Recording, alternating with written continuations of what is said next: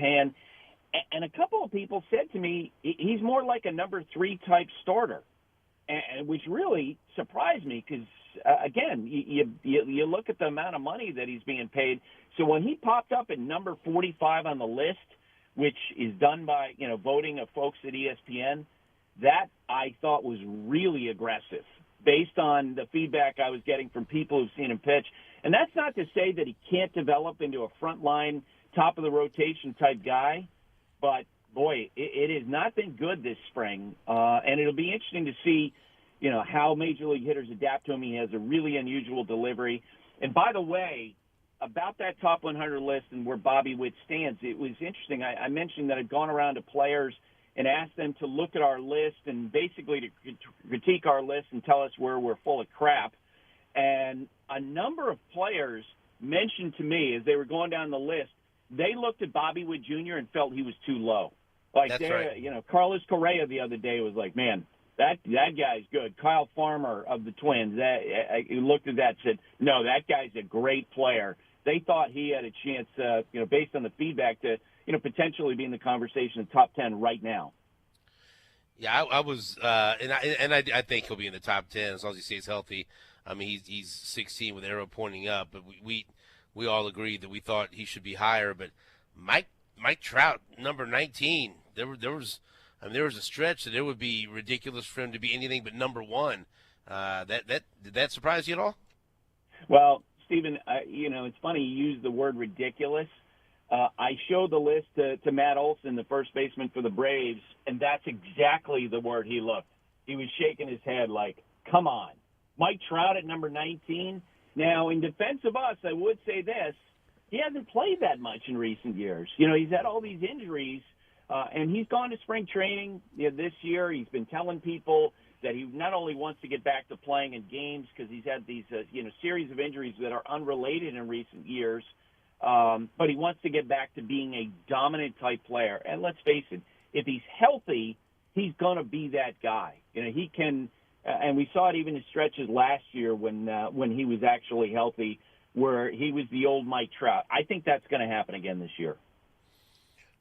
Nate Bukaty, final question for Buster Olney. Any other big surprises on or pushback you got on the top 100 from the players you talked to? Yeah. Kenley Jansen thought we had Vladimir Guerrero Jr. too low. I don't have the list in front of me, but I think he was number 35. And he said, boy, he stresses me out. That, of course, is the Boston closer.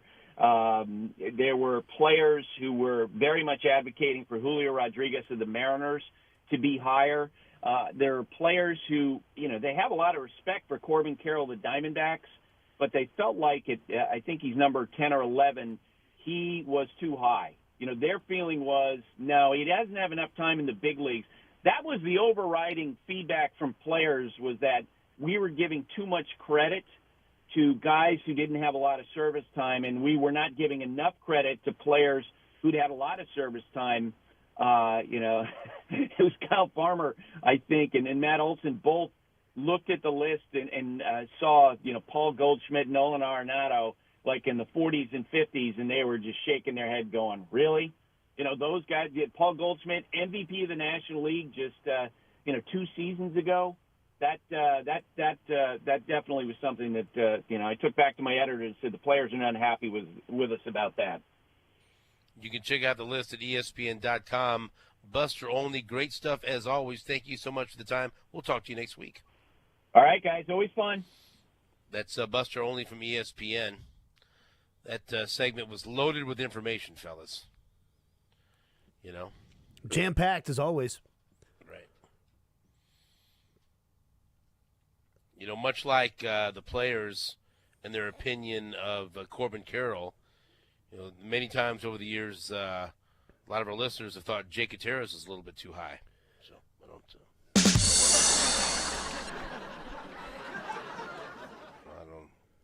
Well, I'm not going to allow a segment to go by without, if someone mentions a broken back, Right. Back is broken. What, a vertebrae or what portion? Spinal. That can't happen. Not on this show. What's going to happen with him in this Jake Paul thing? He's going to beat Jake Paul's ass if he signs the contract. Dude, just don't try to predict anything that Jake Paul is involved in, would you?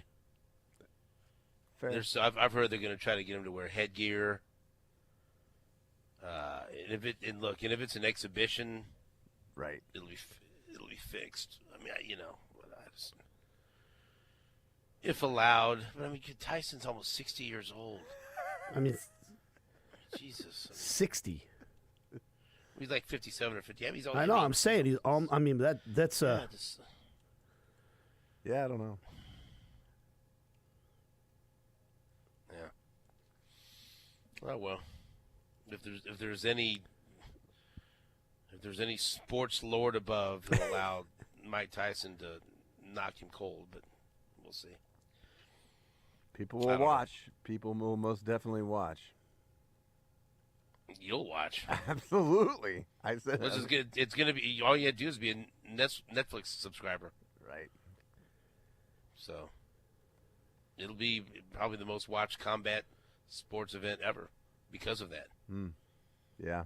That's crazy. You know, it's not a pay-per-view. If you have Netflix, you can watch it. So That means I might actually watch. Well, yeah, of course you will. Yeah. Of course you will. Be 100 million people watching. If you don't want to watch it, your son will want to. Oh, what? Yep. Okay. He just will. We'll take a break and guess what? Jake will gamble on it, if at all possible. We'll be right back after this on Sports Radio 810 WHB.